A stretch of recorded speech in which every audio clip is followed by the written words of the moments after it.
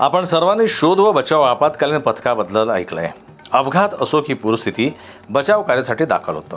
तेच आपत्कालीन पथकाचं थेट मोबाईल शोधण्यासाठी बोलावलं। अकोल्यातल्या एका आपत्कालीन पथकानं राबवलेला शोध कार्यात चांगलंच चर्चेत आलंय। त्यांचं रेस्क्यू ऑपरेशन अर्थातच शोध मोहीम आज सोशल मीडियावर चर्चेचा विषय बनलाय।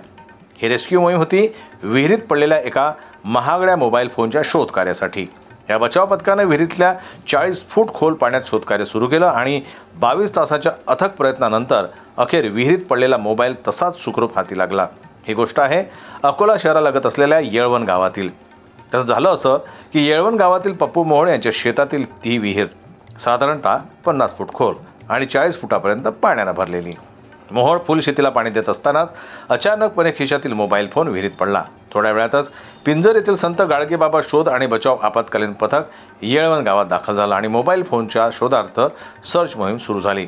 स्कुबा डायव्हिंग किट बोलावल्या गेली आणि under water scuba diving swimmer असलेला अंकुश सदाफळे हा तळाशी गेला। अखेर त्याच्या अथक परिश्रमाला यश आलं आणि मोहोळ यांचा महागडा मोबाईल फोन विहिरीच्या बाहेर काढला। विशेष म्हणजे आयफोन अर्थातच ॲपल कंपनीचा फोन मोबाईल 4 दिवस विहिरीतल्या पाण्यात होता। त्यानंतर देखील मोबाईल चालू स्थितीत दिसून आलाय। त्यामुळे मोबाईल मालकाचा आनंद गगनात मावेनासा झाला। मोबाईल शोध कार्यासाठी प्रथमच शोध आणि बचाव आपत्कालीन पथकाला बोलवण्याचं घडल्यानं या घटनेनं सोशल मीडियावर चांगलीच धूम केली असून हा चर्चेचा विषय ठरला आहे। जनमत लाईव्ह न्यूज करता संजय उंबक यांची रिपोर्ट, अकोला।